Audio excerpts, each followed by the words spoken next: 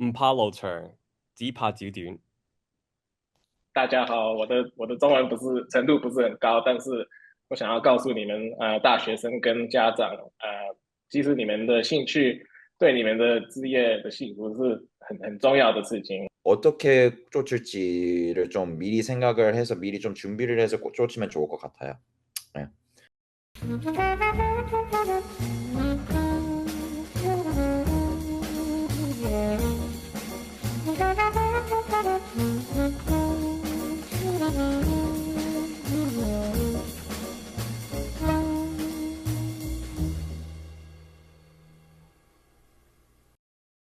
I have a student who is passionate and very knowledgeable about aircrafts. He can look up in the sky and point out the model and make of the airplane flying by and know exactly where the airplane's destination is. I often envision him as someone like Captain Sully, who landed his damaged plane on the Hudson River and saved the flight's passengers and crew in 2009.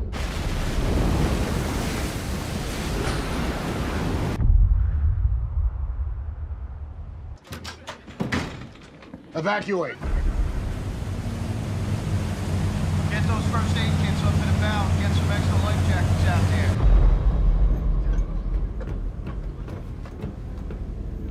But this student is torn between studying aerospace engineering in a four-year university or getting trained to be a pilot. He is one of the tens of thousands of students who are trying to make a college major and career decision between what they truly love to do and what they think they are supposed to do. So when I learned that Alan got a Bachelor of Science degree in aerospace engineering at UCLA, but he's working as a software engineer at Google, I was intrigued. Hello, everyone. I am career coach Lee. I have a day job at UCLA as a career educator. I recruited Alan as a mentor for our students. After he shared with me his career journey, I told him that his story would be the first episode of my YouTube channel. He gave me an enthusiastic thumbs up and introduced me to his two friends who also have interesting career stories to share. So here we go. Good morning, Alan. Good morning, Kevin. Good morning, JJ. Hi, good morning. Morning.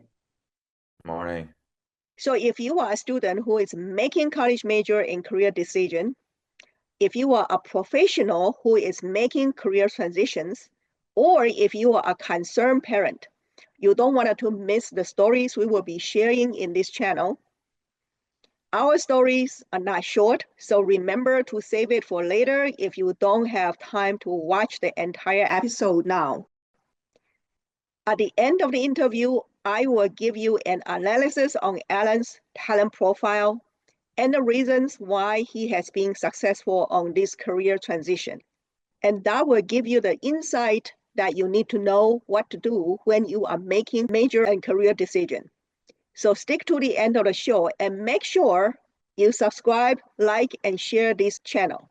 Thank you. The Zoom is yours, Alan. Please tell us about yourself and your career journey.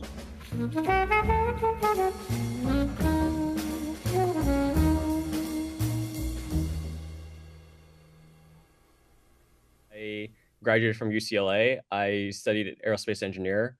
Like you said, I pivoted to computer science.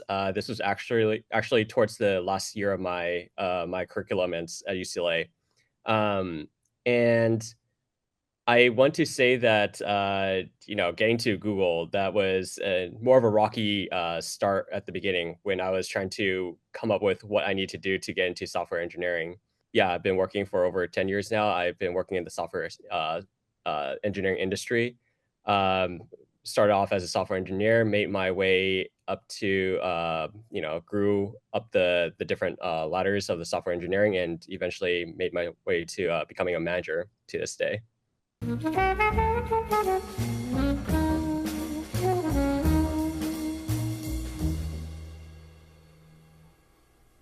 On my side, there's nothing too special. My parents were born in Guangzhou and Hong Kong, and they immigrated over to the U.S. in sometime in the 80s, and they weren't like super educated or anything. I think their highest degree was maybe high school, and um, they didn't work in any STEM related careers or anything like that. So I think growing up, I didn't have like too much direction in terms of like where to go.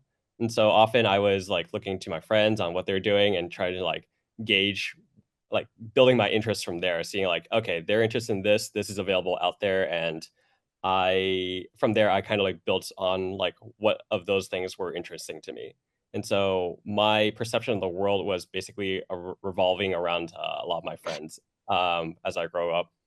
Um, Now, when I was applying to schools, it was actually a pretty hard decision for me to pick on what to do because I had so many different interests. For example, I was interested in like neuroscience, design and art media, bioengineering. Uh, I had a slight interest in filming, and then there's also under the different engineering fields aside from bioengineering, there's like civil engineer, mechanical engineer, and then aerospace engineer. And so when I was applying to schools, I just kind of like did my research on what each school was kind of known for. Like bioengineering, for example, was something UCSD focused more on, and so like I just applied specifically for bioengineering for UCSD. For folks who are watching and know of the University of California school system. Um, and so when I got into the schools, I was kind of also looking at what sounded the most interesting. And so aerospace engineering, UCLA, those are, both interesting things to me.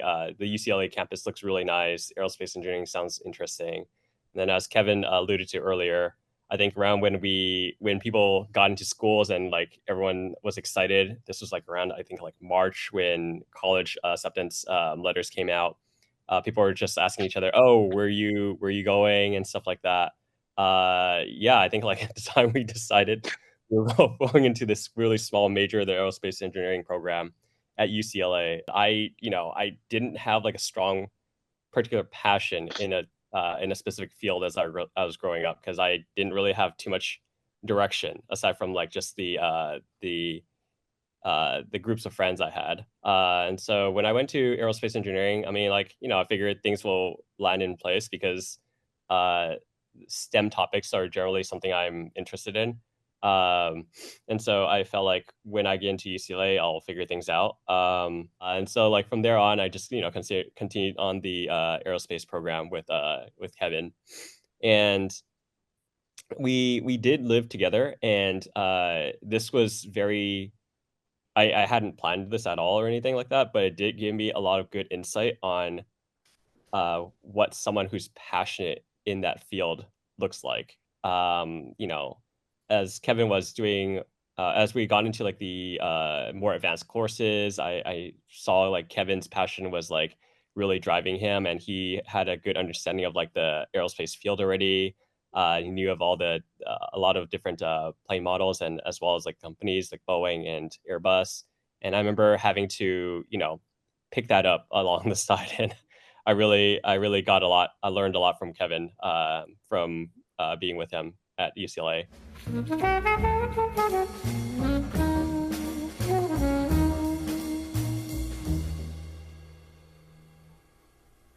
It wasn't until like the third year when we start to go into more advanced courses, the upper division courses, that we started to get more exposed to aerospace specific things, and then it's like a combination of things, like where how aerospace at UCLA is combined with mechanical engineering, the MAE department. We start seeing like some deviation from the mechanical engineer role as well, and then Kevin and I would go to, like any college student would, looking for free food, attend like info sessions to get free pizza. We attended a few of those, like Lockheed Martin. I remember one from Lockheed Martin specifically because they were saying like, oh, the number of people they hire like from college, and they broke down like the majors.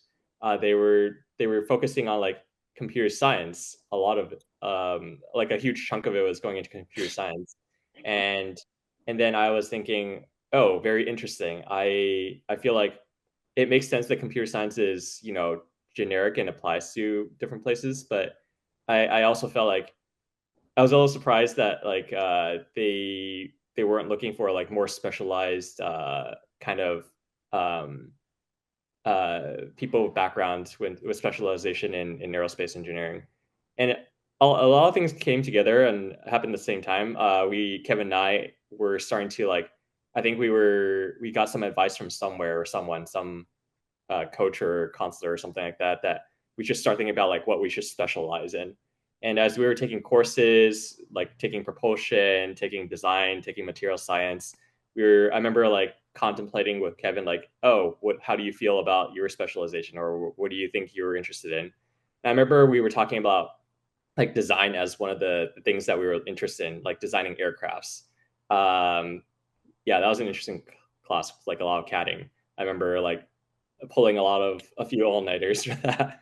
I just remember that like Kevin seemed to be like doing really well, and I felt like I had to like try a bit harder than Kevin did, and I just like there's like a bit of friction on my side, and then also I remember in a very specific class, I think it was a professor named Wurs that Kevin and I had, and it was like talking about the angle of attack, I think. And the professor was like saying, hey, do you guys all know when, you know, you take off on a flight on an airplane, the plane doesn't fly straight, it flies at an angle.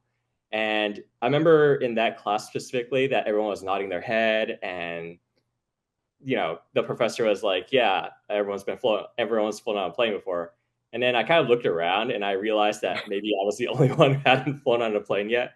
And so like that, all those things like kind of like brought together and just kind of like made me reflect a bit more about where I'm taking my, like staring myself into.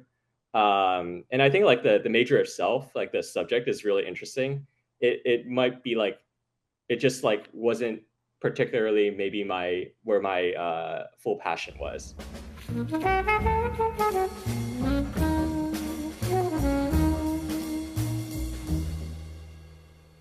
At that time, I remember that I was thinking, well, if none of this is like really good for me, or like this isn't necessarily like the right path for me, then I was wondering, oh, what would be the right path?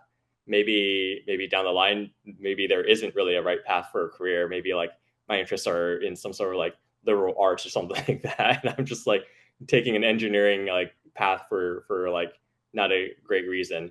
But I do remember that I did take like a computer science class back in my first year, and I remember like that class clicked for me mentally, and I felt like, wow, the way that this class is structured, the thought process, and everything, like it really clicks to how I think. And so that's when I thought, okay, maybe I should give that another try. Because for MAE engineers, all engineers, they were required to take like only the first one or two computer science class. And I know that computer science isn't for everyone, but for me, I felt like it clicked more. And I remember like in our like second to last and last quarter, we were doing a lot more group projects for aerospace engineering. And I remember doing coming together often to work together with our friends on our classes. We were designing like, you know, different aircrafts and whatnot. And I found myself like trying to contribute to the team as much as possible. And I found myself often gravitating like to the programming side for the team. And so at that point, I took a computer science class for fun, like the next level. And I remember like kind of rediscovering that interest in computer science.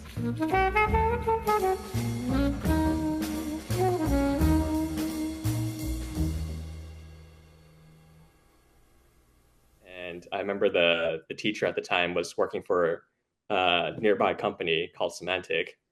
And then I asked them, hey, do you have any internships available at your company? Can I pass on my resume? And like he did that.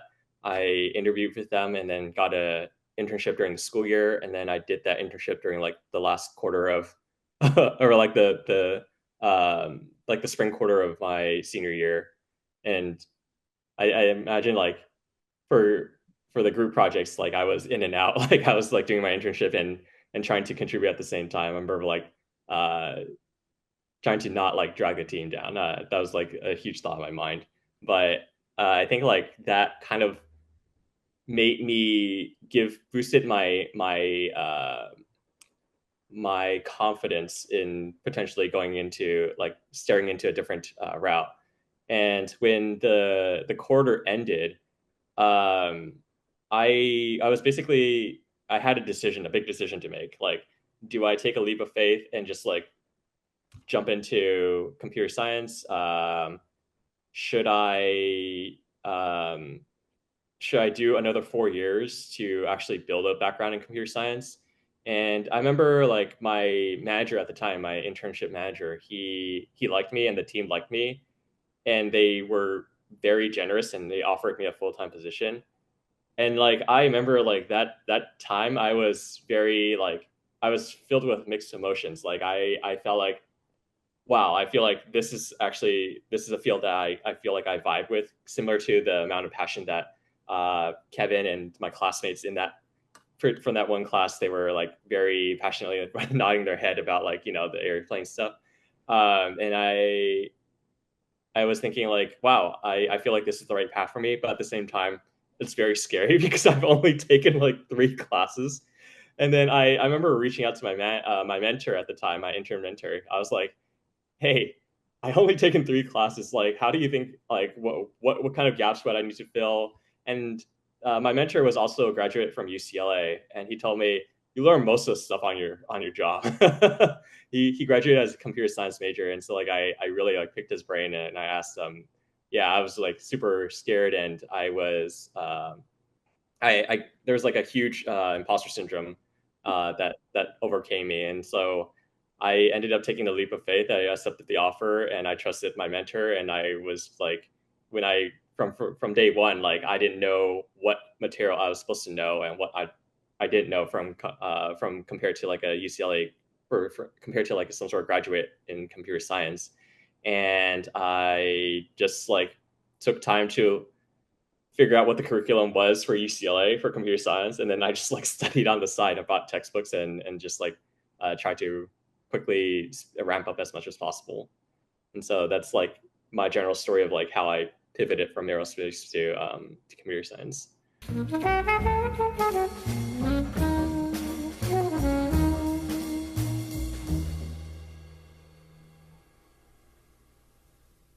I think like also I've noticed that even within the general field that people are passionate about, like there are different chapters that they go through also. Like I think that at some point they I think the thing I admire about people is they always look for ways to grow more. And whether it's with the same company or a different company, I think like people will find new ways to grow, and you know they might change their occupation or they might change things here and there. But I think like in general, I feel like, where am I going with this? I think like people will also, yeah, like even though I've changed to, you know, software engineering, and then I went on to work for Symantec and work for Microsoft, work for Google. I think like over time, uh, there will be people who will continue to look for other ways to grow, and maybe like at this moment, as of right now, I think like, you know, the tech industry software is great for me, but I could also see myself down the line, like finding another itch to scratch and then changing like the course of my journey.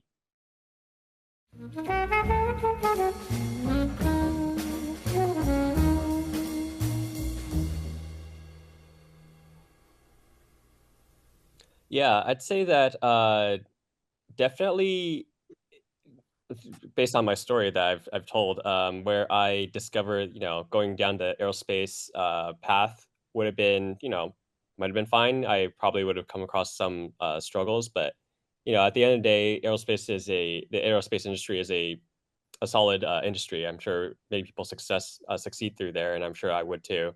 It's just that I would have had to continue to had a bit of friction because it's not necessarily aligned with my passions or my natural interests. And so one thing I want to say is that life is too short. You know, if you continue to work on something that you don't necessarily enjoy naturally, then other things could come out of that. Like, you know, mental health is a strong important thing, and it can manifest into actual health problems down the line if someone's not in the right mental state.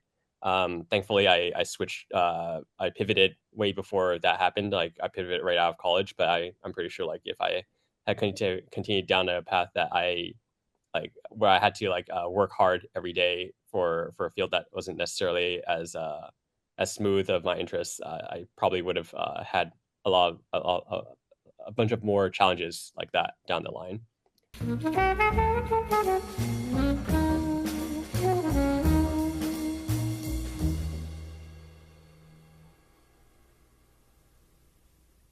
Mpalo turn, Deepa Dudun. And what I'm saying is don't be afraid of the long road, but be afraid of any short ambitions. So are you inspired by Alan's story? What did he do to make a successful career transition? These are what I take away from his story. Please write down what you take away from his story below. So here we go. First of all, he is self-aware. His parents could not give him any help because they are immigrants and they were not highly educated. He relies on his friends' influence growing up, but he was very self-aware and constantly taking the cues from the people around him. In the aerospace engineering class, he was aware of the enthusiasm his classmates have versus to his lack of interest in the subject.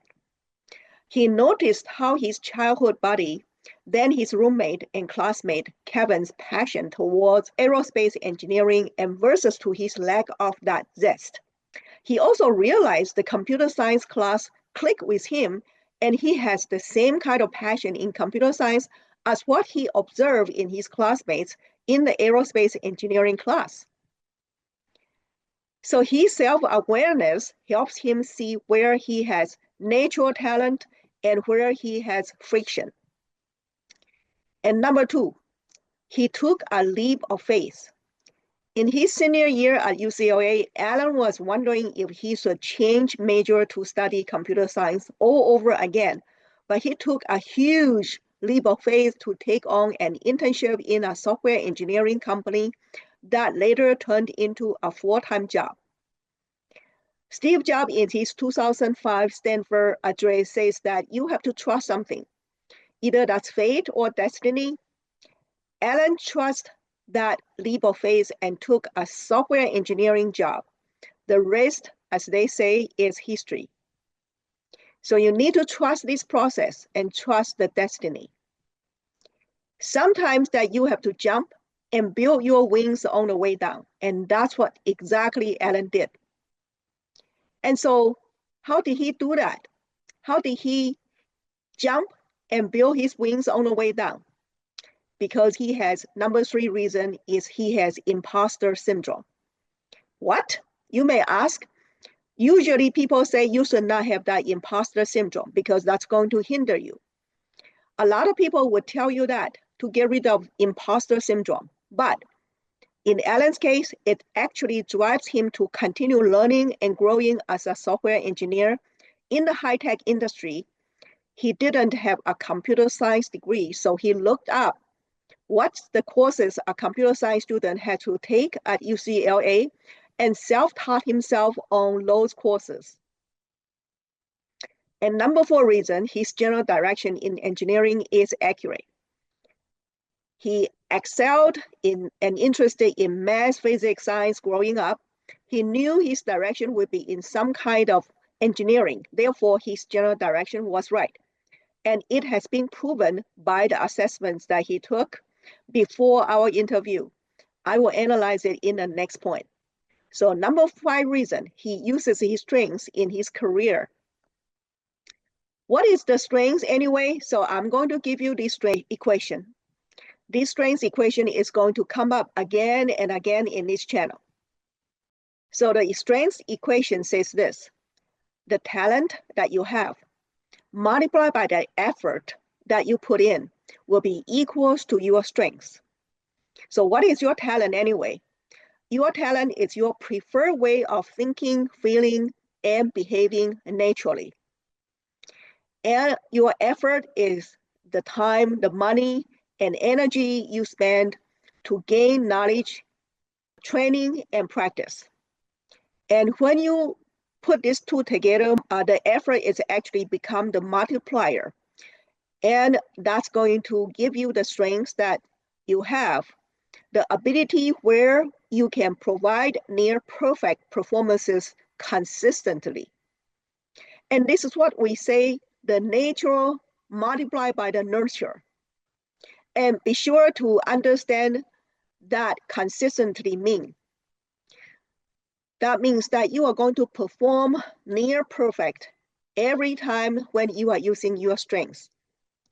Alan agreed to take 3 assessments before my interview with him: Kelsey's temperament sorter, the Myers-Briggs type indicator, the MBTI, and the Highland's ability battery. Alan's assessment result shows that his Kelsey's temperament is rational, means that his letter code for this rational is NT. The MBTI personality type is ENTJ. The Highland ability battery shows that his logical ability is 90%, his spatial ability is 96%. That's a 3-dimensional ability. So if you don't know what that means, you can look it up.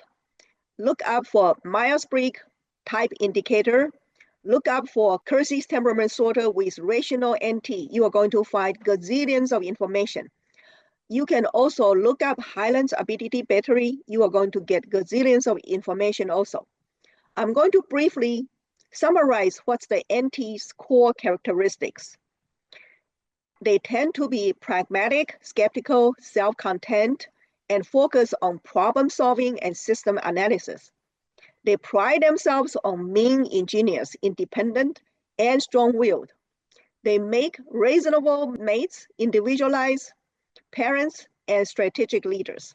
They are even-tempered, they trust logic, young for achievement, seek knowledge, prize technology, and dream of understanding how the world works. The famous NT people are Steve Jobs, Bill Gates, Socrates, Marie Curie, Leonardo da Vinci, General Donald MacArthur, Elon Musk, Lisa Su, Einstein, Jensen Huang, Ayn Rand, Lee Kuan Yew. You got a picture. Combine his personality and ability. Some examples of Alan's best career options are, you see that bioengineering, computer hardware engineer, design engineer, environmental engineer, robotic engineer, software developer, computer programmer, computer system analyst, industrial designer, architect, structural engineer, inventor, physician in the area of neurology, cardiology, plastic surgeon, etc. They are good in also physics, so physicist, lawyer, in pattern or technology. You got a picture. So Peter Drucker, the management guru, says something like this: only when you operate from strengths can you achieve true excellence. So to have a career where you can find passion, power, purpose, and profit, you need to capitalize on your strengths at work. And remember, no one is good with everything. Everyone is good with something. Thank you for watching Alan's story. Alan has changed his job since this recording. He is now working for Meta. And please don't miss the preview of Kevin's story next. And then at the time, there was like, well, at the time it was a startup called SpaceX. Wanted to share, not to brag, but just share that, like, even in the aerospace industry, you can, you know, for me at least, I was able to hit like a 7-figure net worth by like my mid-20s.